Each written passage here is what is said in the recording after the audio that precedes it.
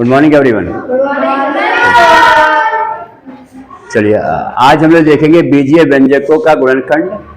इसके पहले हम लोग देखेंगे, पिछले वीडियो हम लोग देख चुके हैं क्या, a plus b whole square, A square plus 2ab plus b square और a minus b whole square equal to a square minus 2ab plus b square. इस पर आधारित व्यंजकों का हम लोगों ने गुणनफल पिछले वीडियो में देखा है। ठीक है, मैं इसका लिंक मैं क्या नाम है डाल दूंगा, इसमें देख लीजिएगा देखना चाहेंगे तो। अब इसके बाद यहाँ पे हम लोग क्या करेंगे, अब इस केस में व्यंजक जो इस टाइप के हों, आपका जाना मैं पहचाना फॉर्मूला ए स्क्वायर माइनस बी स्क्वायर है ना। क्या होता है ये ए प्लस बी इंटू ए माइनस बी। अब दोनों को पवित्र मन से देखिए बेचारा कुछ कह रहा है। ये क्या कह रहा है भाई, एक बार आपने दोनों को ऐड किया है, देखो है ना भाई, सम ऑफ द टू एक्सप्रेशन।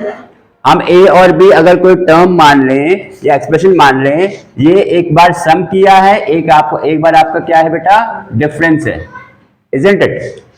यानी this is the product of sum of two numbers और एक्सप्रेशंस एंड देयर डिफरेंस। ये किसी भी दो संख्याओं का, दो व्यंजकों का योगफल और उनके अंतर का गुणनफल है, आप ऐसे कह सकते हैं। ऐसा ही है ना। इस टाइप के एक्सप्रेशंस को आज हम लोग देखेंगे कैसे गुणनफल या इसका गुणनखंड करते हैं। जैसे आप ही की किताब एक्सरसाइज 5b, ये इकाई 5 है। एक्सरसाइज 5b का पहला प्रश्न है, बिल्कुल आसान सा है। क्या कह रहा है बेटा, बुक देख के बताओगे। ए स्क्वायर माइनस 4। तो इसमें आपको क्या चेक करना है बेटा कि both the term should be perfect square. Copy निकाल के लिखते रहिए, both the term should be perfect square. यानी दिस इज ए स्क्वायर, 4 किसका स्क्वायर है, 2 का स्क्वायर है बेटा। अभी क्या हो गया, ये देखो इसी की तरह हो गया है ना, ये आपके पास इसकी तरह हो गया। देखिए यहाँ पे कैपिटल ए का मान क्या हो जाएगा, कंपेयर करोगे तो स्मॉल ए है, capital b is equal to 2 है। अब यहाँ पे फॉर्मूला क्या बन जाएगा बेटा, ए प्लस बी प्रोडक्ट में फिर A minus B that is A plus 2 into A minus 2। ये हो जाएगा आपके पास गुणनखंड या factorisation of the expression A square minus 4। Very important, बहुत महत्वपूर्ण है, आगे जाके भी बड़ी क्लासेस में, बड़ी कक्षाओं में ये बड़े क्वेश्चंस के पार्ट ऑफ द क्वेश्चन होंगे, है ना। तो आपको मैंने यहाँ पे क्या चेक करने को कहा है कि the term should be perfect square. A square A का परफेक्ट स्क्वायर है, 4 आपका 2 का स्क्वायर है। ठीक है, इन द सेम वे अगर इफ यू सी, अब यहाँ पे अगर देखा जाए एक और प्रश्न आपकी ही किताब का है, प्रश्न नंबर 3। इन्होंने क्या कहा है, देखिए एक्स क्यूब माइनस 121x, ऐसा ही है, देखिए किताब में है ना। अब इसमें क्या करेंगे, 11 हाँ, लेकिन यहाँ पे देखो क्या है, अब दिस इज नॉट सेम, ये इसकी तरह ए स्क्वायर माइनस बी स्क्वायर की तरह नहीं दिख रहा है। तो कुछ फैक्टर कॉमन लेने के बाद ए स्क्वायर माइनस बी स्क्वायर बन सकता है। जैसे यहाँ पे देखा जाए ये एक्स क्यूब है, ये x है, तो दोनों में x आपके पास कॉमन है, बचेगा एक्स स्क्वायर माइनस 121 हो जाएगा ये ऐसा। अब यहाँ पे what can you say, this is x square and 121 को you can write as 11 square, 11 का स्क्वायर। अब यहाँ पे फिर से फॉर्मूला लग सकता है। यहाँ पे a का मान क्या है, x। आप जब इसको कंपेयर करोगे, ए स्क्वायर माइनस बी स्क्वायर है, तो फाइनली क्या आ जाएगा, यहाँ पे a का मान बेटा x है और b का मान यहाँ पे 11 हो जाएगा। तो फॉर्मूला लगाओ तो क्या बनेगा, x plus 11 into x minus 11। तो उत्तर क्या आएगा आपके पास, x into x plus 11 x minus 11। ये हो जाएगा आपके पास उत्तर, यानी ये हो गया गुणनखंड एक्स क्यूब माइनस 121x का। सही है, ठीक। ऐसे ही प्रश्न आपके पास बन जाएंगे। अगर if you see the 5th question,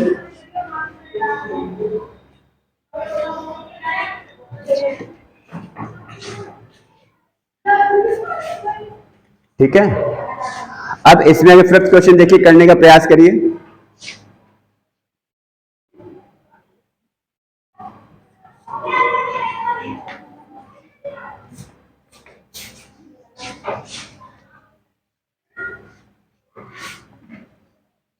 fifth question पढ़िए क्या कह रहा है।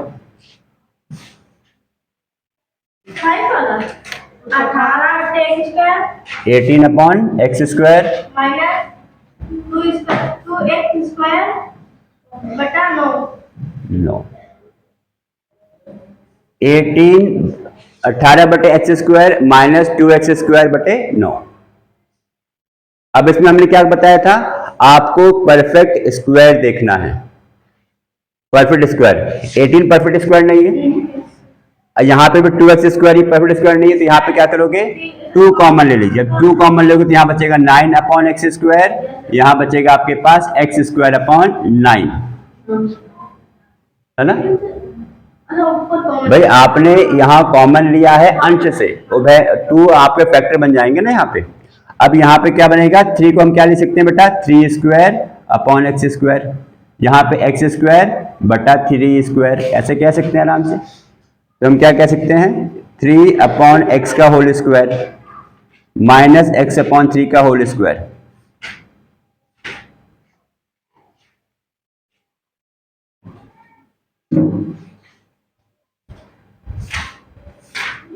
सब लिखते, अब यहाँ पे फॉर्मूला लग जाएगा यहाँ पे। अब इस केस में फॉर्मूला क्या लगेगा बेटा, कौन सा फॉर्मूला लगेगा इसमें, A square minus B square. Formula क्या है, A square minus B square जो लगाते हुए आ रहे हैं, A plus B into A minus B, ठीक है। इसके लिए अब यहाँ पे ए का मान क्या है 3 अपॉन एक्स, बी का मान क्या है एक्स अपॉन 3 है, ऐसा है ना, देखो ऐसे ही दिख रहा है, ठीक। अब यहाँ पे फॉर्मूला लग जाएगी, तो यहाँ पे क्या होगा, A plus B 3 upon X plus X upon 3, दूसरा 3 upon X minus x upon 3। अब देखिए क्वेश्चन का डिफिकल्टी लेवल अब बढ़ता जा रहा है, क्वेश्चन का डिफिकल्टी लेवल बढ़ता जा रहा है, ठीक है। Yes sir.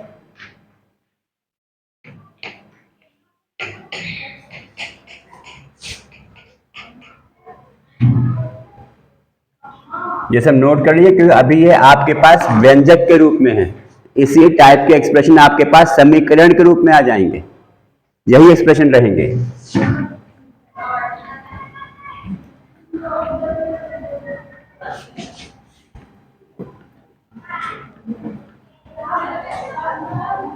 क्वेश्चन नंबर 7 देखिए,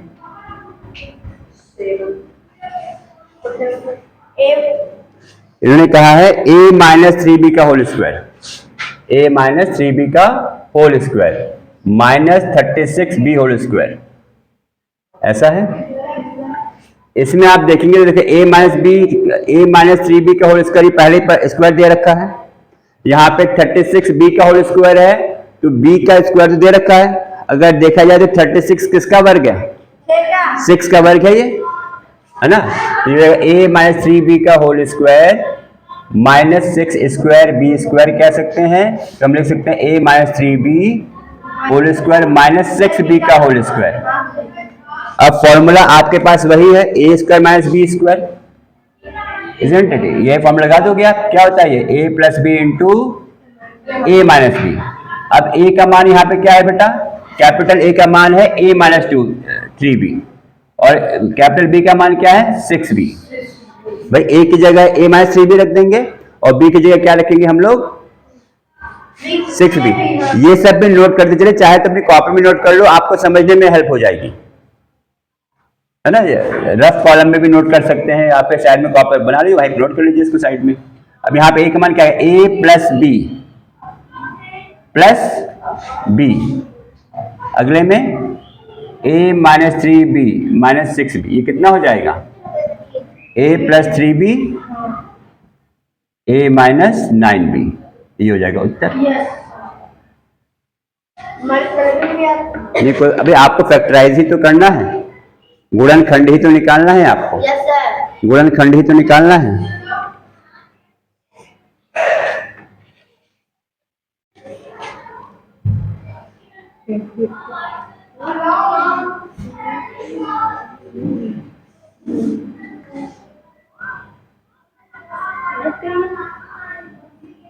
ऐसे आप क्वेश्चन नंबर 11 देखिए, आप ही की बुक का है।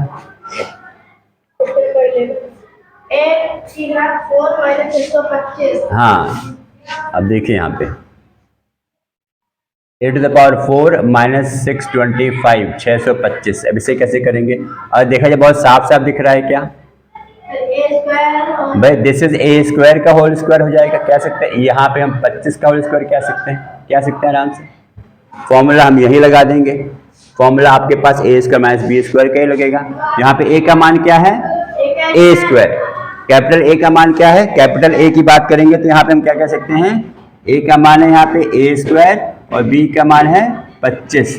यहाँ पे फॉर्मूला क्या बन जाएगा बेटा? ए स्क्वायर ए प्लस बी, ए स्क्वायर प्लस 25, यहाँ बनेगा ए स्क्वायर माइनस 25। अब ए स्क्वायर प्लस 25 तो फैक्टराइज होगा नहीं। ए स्क्वायर प्लस 25 को गुणनखंड नहीं कर सकते हैं। ए स्क्वायर माइनस 25 ये आपका ए स्क्वायर माइनस बी स्क्वायर की तरह दिख रहा होगा। तो ए का तो स्क्वायर है ही, और 25 किसका स्क्वायर हो जाएगा? 5 का। 25 हो जाएगा आपके पास 5 का स्क्वायर हो जाएगा। तो फाइनली हम क्या कह सकते हैं? लिख सकते हैं ए स्क्वायर, यानी हम यहां से हम क्या देख रहे हैं बेटा? जहां तक गुणनखंड पॉसिबल है, जहां तक फैक्टराइजेशन पॉसिबल है, हमको फैक्टराइज करना है, हमको फैक्टराइज करना है। ठीक है, तो फाइनली यहां पे क्या आ जाएगा बेटा? ए स्क्वायर प्लस 25 ए माइनस 5 ए प्लस 5, ये हो गया आपके पास उत्तर। इसी प्रकार से जो आपके बीच में एक एक प्रश्न छोड़े हैं, मैंने सारे ऑड नंबर्ड प्रश्न किए हैं, और जो प्रश्न बचेंगे वो आप घर से करके लाएंगे बेटा। घर से ट्राई करिएगा। फैक्टराइजेशन बहुत आसान है, बहुत महत्वपूर्ण है। अगेन मैं कई बार कह चुका हूं, जैसे ये सारे टॉपिक आपको आगे आने वाली कक्षाओं में वापस फिर से मिलेंगे, और किसी क्वेश्चंस के ये पार्ट होंगे। जब इसमें डाउट होगा तो वो वाला क्वेश्चन भी फिर हल नहीं हो पाएगा। सही है, ये आपके पास एक्सरसाइज 5E है बेटा, इसमें करिएगा। फिर हम लोग फिर मिलते हैं, अगले वीडियो में मिलेंगे। आप लोग बहुत खुश रहिए, सुरक्षित रहिए, अच्छे से पढ़िए। अगले वीडियो में मिलते हैं अगले टॉपिक के साथ। धन्यवाद।